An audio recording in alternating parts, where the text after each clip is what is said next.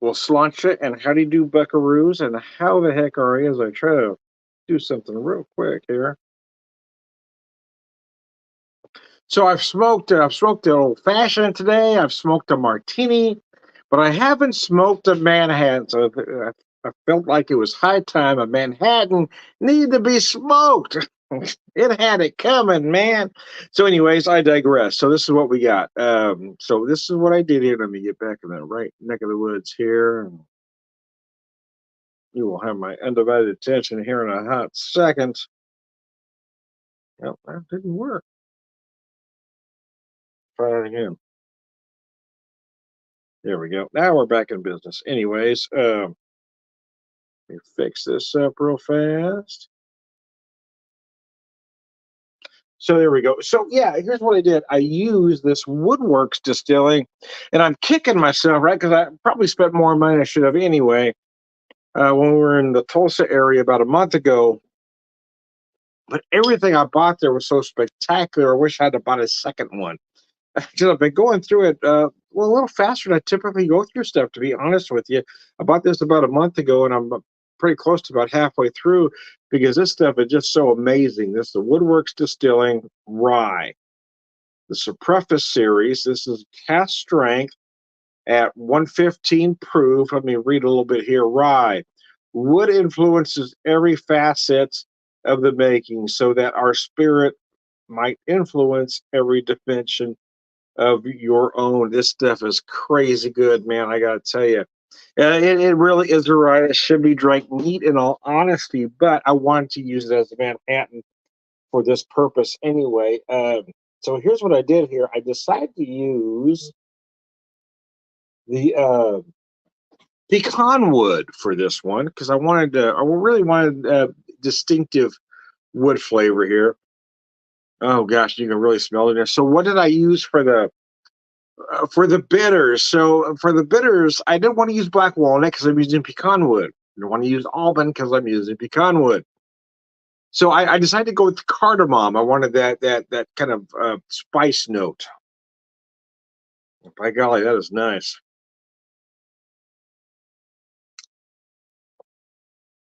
So I've got about 2.5 ounces of the rye. I've got a half ounce of sweet vermouth. I kept this very traditional. A few dashes of the cardamom bitters.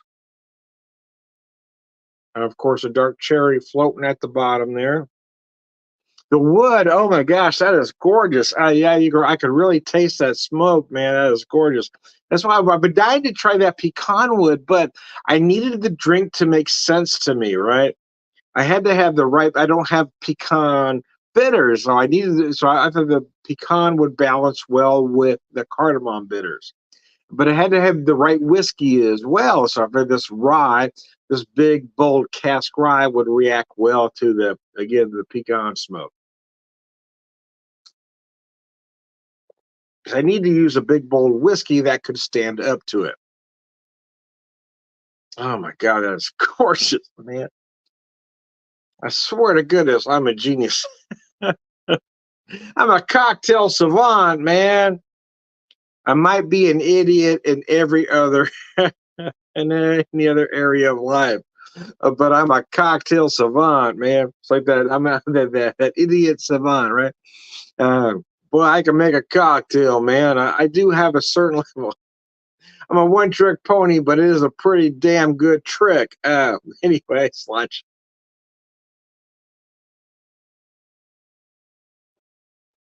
Uh, oh, mercy. Yeah, sometimes life is complicated, right? You got to have some things you're good at. I wish I was better at reading people, but my area of expertise is beer and whiskey. There are times I thought I was good at reading people, but now I know better. There are friends I never thought I'd lose over the years, but I did.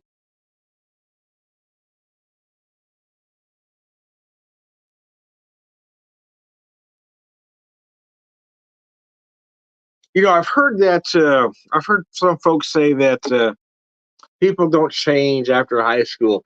And I don't think that's entirely true. And here's my thoughts on that. Because I really thought about that because I've known folks that haven't changed since high school, but I've known folks that have changed quite a bit from high school. And I think that notion is I've kind of joked over the years that the only thing worse than fitting in high school or not fitting in high school would be fitting in high school, right? So my thoughts are is that those that did fit in high school never change. They are who they are because they think they're perfect just that way. They're not changing. Those of us that never fit in change along the way because we understand that change is necessary. Those that found their click never think change is needed. That's why I've lost certain friends over the years that have never changed since high school. I mean, even my best friend at the time. There was I mean, we were friends up to a certain point, and clearly he wasn't changing, and I was. Then I ran into a mutual friend of ours and said, "Well, I've contacted so and so, but he's the same person he was since high school." Yeah, that's kind of what that's kind of why we don't interact anymore.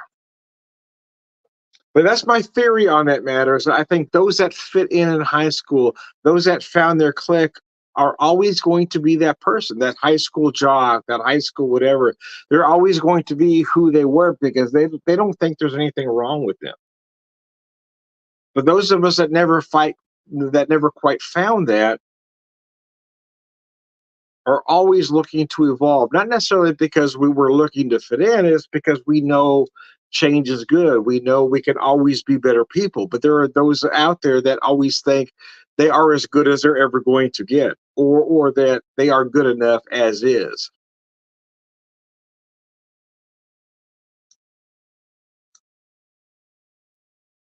Anyways, that's my theory anyway. Anyway, wow, that's gorgeous. See, here's the thing. I was curious about using this whiskey because it is so big, it is so bold, and it is that cast strength. I wanted to use a wood that I thought would be, what's the word I'm looking for? I didn't want to use a timid, I didn't want to use oak because oak is very subtle. I need to use the oak that would get through all of that, but not necessarily overtake it either. But this rye is so big and bold that the pecan wood is there, but it is subtle. And to be honest with you, I feel it mostly in the finish, almost like this whiskey was finished or finished with pecans in the cask. It was like dry hop with pecans. If you're a beer guy like myself, like there was little, you just feel those little pecan notes, those pecan wood notes. Oh, it's gorgeous, man. Well, it just adds a little bit of dryness, I guess, to the finish.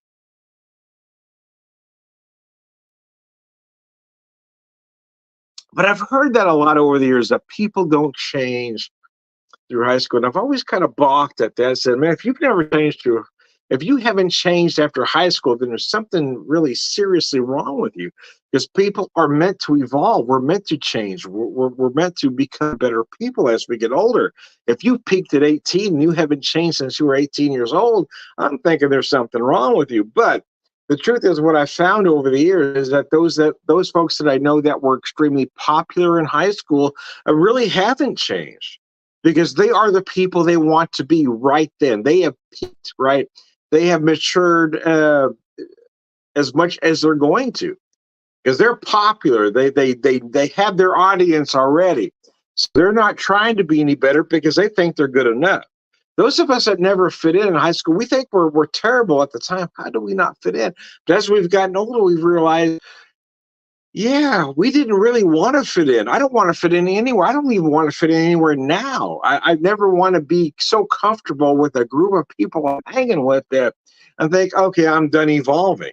And I think that's the difference. I think those people that have found their group in high school, those folks never evolve. They are always the same. And that is so fucking sad to me. Then again, so those folks look at folks like me thinking, Tom, he's just a drifter. He never quite found his thing.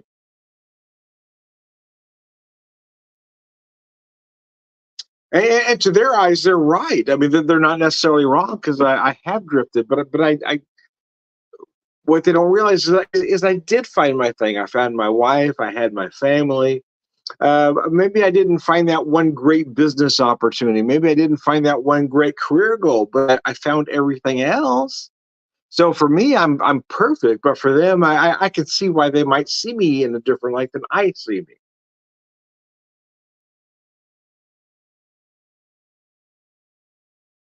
But then they will never understand why I see them differently than they see themselves. And I guess maybe that's the difference between those two groups. Tom, you're getting very deep, man. Let's get existential up in here. I'd rather have a bottle in front of me than a frontal lobotomy. The mortal words of Tom T Bone Stankus. Anyways, I digress. Sometimes I just have to, think out loud. I am Tom, the whiskey whisperer, whiskey evangelist, prolific whiskey drinker, purveyor of wisdom. And I got to be honest with you, this might very well be the best Manhattan I've ever had. Uh, Partly it's because of the whiskey, partly it's because of my bartending skills. But I got to tell you that pecan smoke is absolutely gorgeous.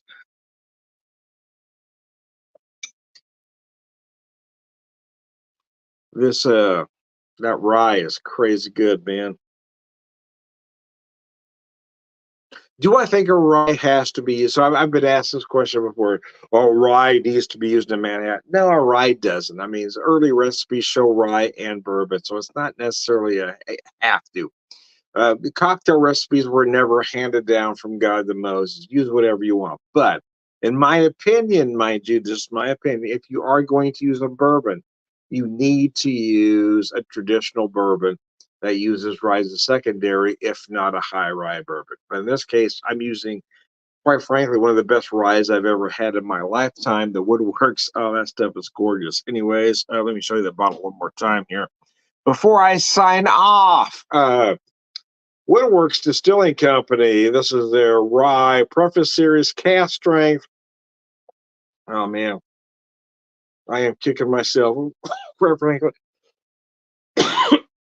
the truth is, I probably couldn't afford to buy two bottles of everything I really wanted to buy because I keep saying I wish I'd bought a second bottle of something, and I just couldn't have afforded to. But I'm glad I at least bought this one, and I hope I get back there again to buy another one because that stuff is just insanely good. One more time with feeling. I am Tom, the whiskey whisperer, whiskey evangelist, prolific whiskey drinker, purveyor of wisdom, and so what I feel here is I do feel that rye, but man, those pecan notes just come through. Oh, this kit that Josh and Rebecca gave me is just awesome. Anyway, I'm just going to skip to the end because I know I've already said it twice and say all around good guy, Sláinte.